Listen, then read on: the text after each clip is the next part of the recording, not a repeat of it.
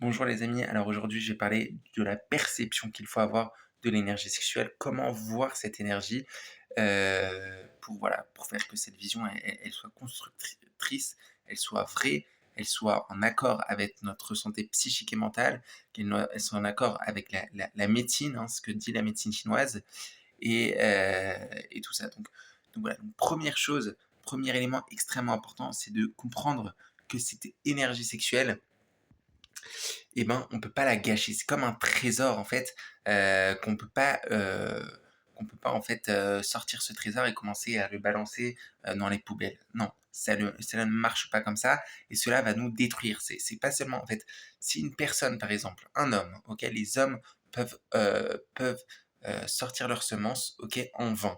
OK, ils peuvent sortir leurs semences, heu, en ayant des mauvaises pensées.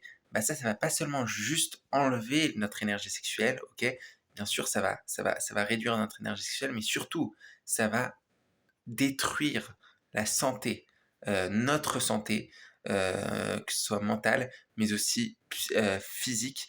Donc vraiment, donc c'est extrêmement important de comprendre que nous avons un trésor entre les mains. Ce trésor-là, s'il est bien utilisé, s'il est utilisé avec la bonne personne, alors oui, cela va faire des bonnes choses et cela ne va pas endommager notre santé, psychique ou mentale. Mais si cela est utilisé de la mauvaise manière, avec des mauvaises pensées, d'une mauvaise façon, alors oui, là, on peut arriver à après des maladies, que ce soit corporelles ou psychiques, voilà, qui n'en vaut pas la peine.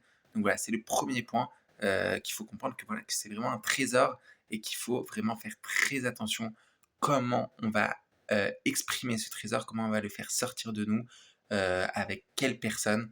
Voilà, c'est extrêmement important de comprendre que c'est un trésor et que on ne peut pas le gaspiller, on ne peut pas l'exprimer avec tout le monde. C'est vraiment quelque chose qu'on doit faire très, très, très attention. Le deuxième élément, dont je vais parler ce soir, c'est le fait que l'énergie sexuelle, c'est une énergie en fait qu'on n'a pas en fait jusqu'à l'âge de 13 ans et après à 13 ans, elle apparaît, OK, 13-14 ans. Après bon, ça dépend des gens.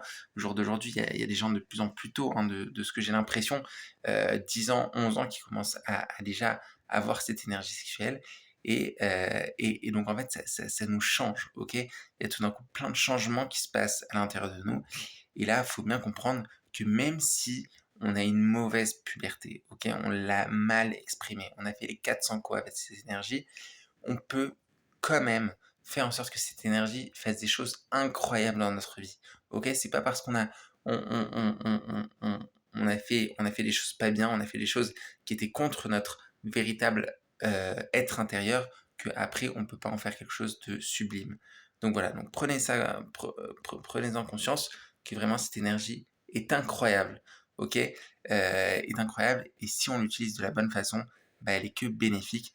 Mais bien sûr, étant donné que c'est vraiment un trésor, et ben, faut en faire très attention de comment l'utiliser parce que cela peut gâcher notre santé psychique et physique. Donc voilà, je vous souhaite une très bonne journée.